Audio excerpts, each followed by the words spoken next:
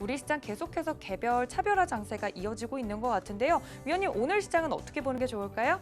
자, 오늘도 늘 말씀드렸던 차별화 장세입니다. 가는 것만 가는 그런 이제 시장이 지금 지속이 되고 있는데, 일단 오늘은 2차 전지 쪽에 전기차, 그다음에 수소차, 2차 전지 섹터가 유일하게 굉장히 강하게 움직여주고, 그렇다고 해서 지수 관련주가 강하게 움직이지는 않습니다. 오늘 삼성전자, 하이닉스 별로 재미가 없어요.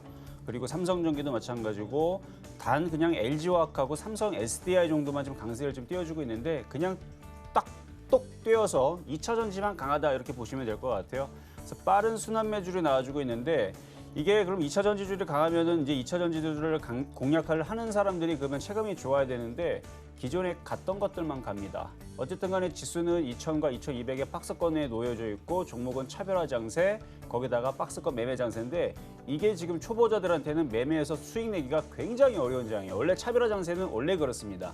순환매장이라든지 아니면 아예 그냥 다 폭락을 한 상태에서, 지난번에 2월달, 3월달에 해서 지수가 그냥 완전히 그냥 밑으로 완전히 깔아 뭉겨져 있을 때, 그때에서부터 바닥에서 움직일 때는 다 움직이죠.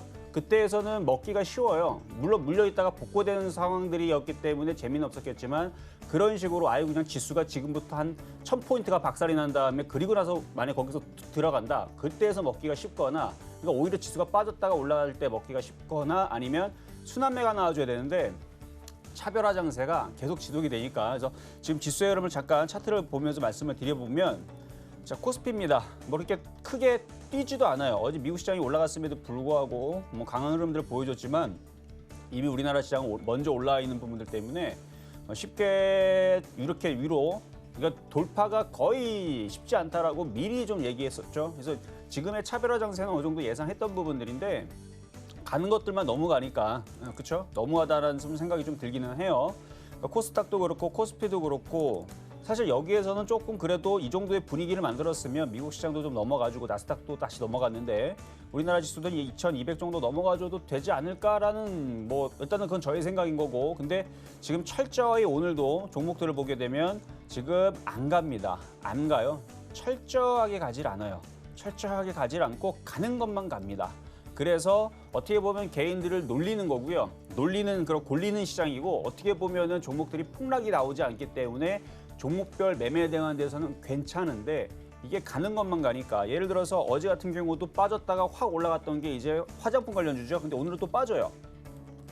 한국 화장품이라든지, 아니면 어제 초록뱀이라든지 YG엔터라든지 뭐 SM이라든지, 그러니까 어제 그저께에서 쭉 빠졌다가 다시 들어올리고, 쭉 빠졌다 다시 들어올리고, 계속 그렇게 왔다 갔다 하는데, 오늘 움직인 거 보면 이제 성창오토텍, 그렇죠? 성창오토텍, LNF 뭐 이런 종목들, 그러니까 가는 것만 가는.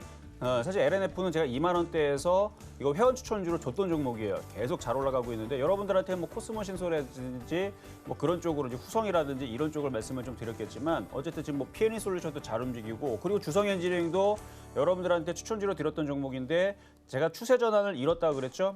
추세 전환이 이뤄지니까 기가 외국인들이 열심히 사니까 바닥에서, 이거 바닥에서 이렇게 강하게 움직이는데, 이런 식으로 이제 거래가 실리면서 약했던 흐름에서, 그러니까 예를 들어서 얘네들은 때려 죽여 당갑니다. 탑엔지니어링. 왜 안 움직이느냐?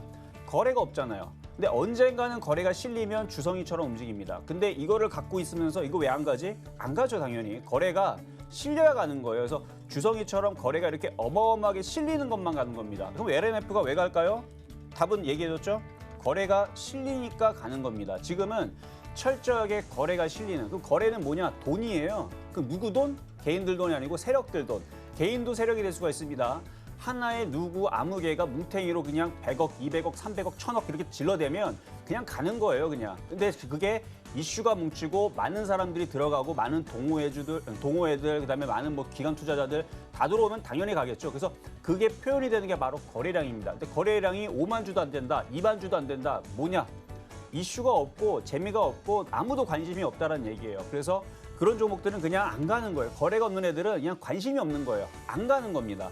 그러니까 왜 이건 안 가지? 거래가 없으니까 안 가겠죠. 그렇죠? 그러니까 거래가 실린 종목을 해야 되는데, 어쨌든 지금은 정말 차별화 장세가 너무나 두드러져서 아마 개인 투자자들이 재미들이 없을 것 같습니다. 자, 그러면 어떻게 대응을 해야 되느냐? 지금에서의 LNF를 공략하기에는 이미 늦었습니다. 성창호텔텍도 마찬가지고 에코프로도 마찬가지고 여러분들이 여기에서 초보자들이 들어가기는 늦었어요. 그러면 이런 식으로 바뀔 수 있는 종목들의 섹터를 공략을 해야 되는데 저는 그게 올 가을, 올 겨울에서는 제약주가 그 바톤을 이어받을 거라고 저는 생각을 해요. 그래서 지금도 제약주들 나쁘지 않습니다. 오늘 좀 약하고 흔들리지만 제약주들도 앞전에 3월달, 4월달 거래가 많이 실렸고 특히 6월달에 좀 거래가 좀 실렸어. 지금 7월달이죠. 지금 다시 거래가 조금 마르기는 했지만 거래가 실려 있는 부분들이 또 제약주니까 조만간에 또 다시 이슈가 되면서 거래가 들어올 가능성이 있습니다. 그리고 게임주들 괜찮아요. 중국 소비재들도 괜찮고 조정을 받으면 절대 지금은 추격 매수가 안 되고 조정을 받으면 매수를 해야 된다는 부분 말씀을 드리면서 일단은 시작을 달려보도록 하겠습니다.